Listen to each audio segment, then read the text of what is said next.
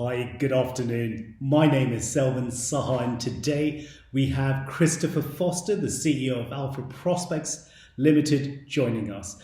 Many of you will recall we did a video with Christopher in October 2020, and we have him back today to give us an update on the investments and a progress report on what's happening with the company. Christopher, for the benefit of new investors, could you provide us a brief overview of who and what Alpha is? Thank you, Selvan. Yes, certainly. I created Alpha Prospects in 2007 as an investment holding company. We have 11 investments around the world, ranging from drinks to building hospitals for governments in Africa. We have no debt.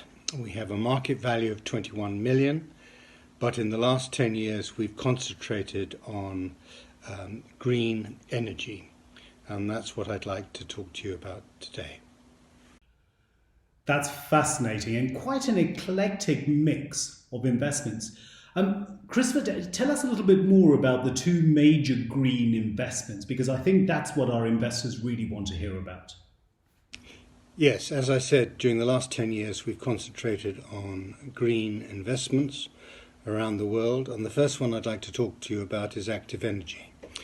Active Energy purchased a 115-acre site in Lumberton, South Carolina, USA 2 years ago, and last year they were awarded the air permit, which allowed them to produce black pellets, which is actually from biomass. Now, it's called Cold Switch, and this is exactly what it says on the tin. It actually produces a product which is renewable and green and can replace coal in power stations. Now, in December, the end of December, Active Energy was awarded an order from no less than Warren Buffett, who owns Pacific Core, which is a power station in Utah.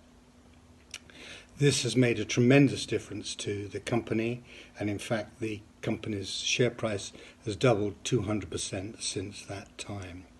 Now, Warren Buffett being Warren Buffett, he will influence other power stations in America particularly to actually come on board. Now, the order from Pacific Core is actually a test order. So what they're going to do is they're going to put 90% coal and 10% cold switch, which are black pellets, into the power station, and if it has the same calorific value, that's burning, then they will switch to cold switch, because coal is not very nice for the environment, and particularly with Biden and his green agenda, companies such as power stations will be under pressure to actually swap. So I'm very excited about that particular investment. Thank you, Christopher. Fascinating stuff. I read recently that coal still generates nearly 40% of the world's electricity, close to its highest share in decades. So it's still very, very relevant, making coal more efficient and greener for the environment. So can't wait to hear more updates on that. Christopher, the last time we spoke, you talked about plasmoid power, this new invention to run combustion engines. What's happened since we last spoke? Yes, Selvan. I think the best thing to do is to actually show the two videos of plasmoid power. The first one is the inventor showing how it works, which is quite a comprehensive and actually new system that's never been invented before. Both the original Tesla and Einstein both talked about this, about creating plasmoids, which is actually the same as what happens in nature when cold and hot air hit each other. It actually creates lightning, and it's this reaction that we've been able to condense to put into an engine. The second video is an example of a Ford car in Brisbane, Australia, and we have the car running with the computer program showing that the CO2 emissions goes to zero, and in fact the oxygen level coming out of the exhaust goes from 0.5%, which is a traditional car, to 19.3, which actually makes the car a car tree, as the inventor would like to say. Now, we have a TV crew in Brisbane in the course of the next month making a documentary. And I believe when that actually hits the world press, then we're going to be in a very exciting position. Now, I see the future of this invention, not necessarily for cars, because cars are, or car manufacturers are wedded to electric cars for the future, and they are not interested in combustion engines anymore, even though ours is actually marvellous. So we see the future in generators and in ships, where they are responsible for 6% of all the CO2 in the world. So our next stage, when we've raised some more money, is to test the engine in a scientific centre and to increase the patents worldwide so we're protected. And then we'll actually use our factory in Thailand, where there's photographs on our website, to actually retrofit car engines in that part of the world. There's 1.2 million cars in Thailand, so we will have plenty of work to be getting on with. That's a good video. Lots of progress since we last spoke, and this plasmoid stuff is absolutely fascinating. And again, not many people around the world looking at this material. So certainly world leaders in our partners in what they're doing. Christopher, moving on to a little bit more about the finances. You've got a current share offer at the moment, but you appear to be issuing shares at a discount. Can you just explain the logic behind that and how that's come about? Thank you, Selvin. That's a very good question. A year or so ago, we actually offered our existing shareholders one new share at twopence for every 10 shares they held. And we did this at twopence, which was actually a 64% discount to the 5.5p current share price, which we have raised cash and done share swaps on. 34 million shares have not been taken up, so we've been able to offer this to the outside investors. We're going to use these funds for the purposes of the car engine and also Active Energy. In December, just before Christmas, I made a quick one-week trip to Dubai and saw various fund managers there, and I'm very hopeful that after a very enthusiastic reception I received, that they will take all those shares up in the next 2 months.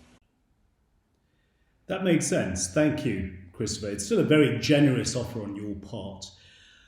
And I'm very jealous that you've just come back from Dubai. As you know, I'm in most years I'm there 3 or 4 times a year. I certainly in the winter it's a great escape. And I know you're there very soon to obviously meet these new investors.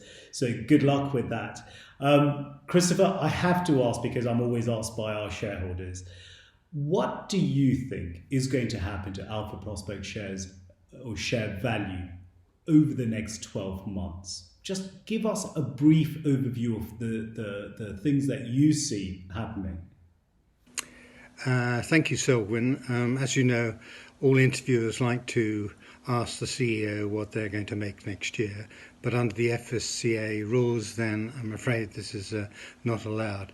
But what I can do to help is to talk about those 2 projects I have previously. And in the case of Active Energy, there is already a stockbroker report that's been published, and it says that if they produce a 50-ton machine for an hour, that will give a turnover of 77 million for the year with a 28% profit margin.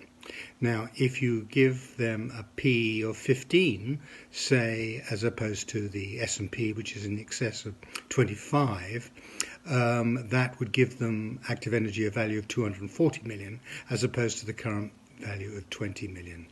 So that is one power station in one state, and of course they have the IP around the world.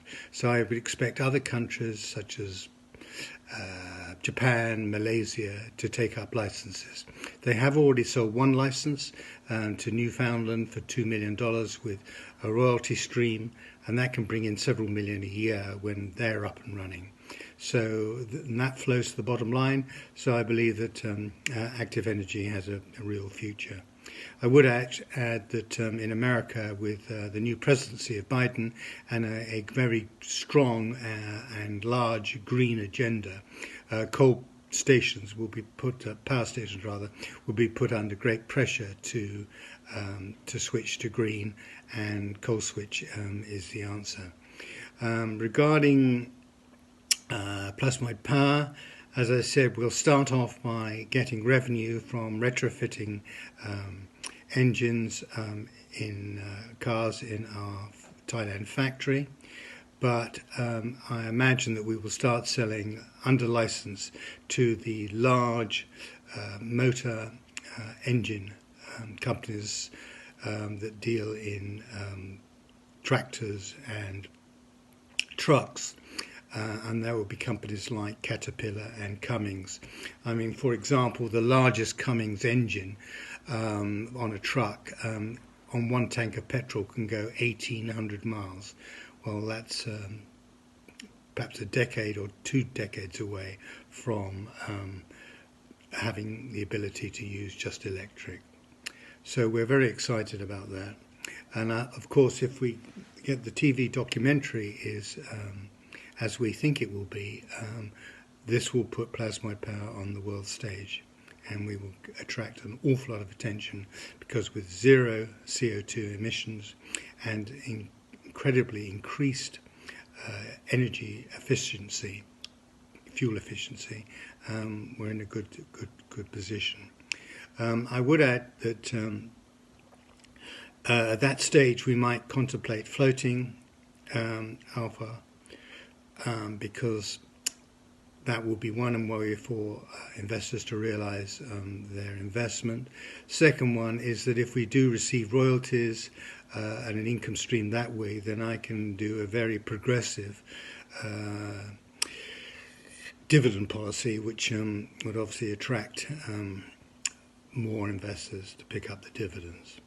So I'd like to thank Sylvain for arranging today, and I look forward to seeing you again soon. Bye-bye. Christopher, you're welcome, and thank you so much for taking the time out of your busy schedule to give us a quick update. For all of our viewers, I wish you the very best of health, and hopefully we will see each other again very soon. Take care.